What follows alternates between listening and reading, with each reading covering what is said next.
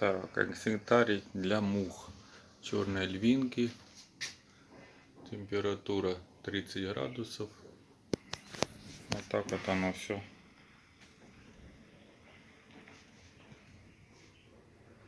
Тут муха, лампа. Вот там вот такое отверстие. А здесь холодно. Здесь стоят контейнера с мухой. Они вот это вылетают на свету туда. Это холодный такой.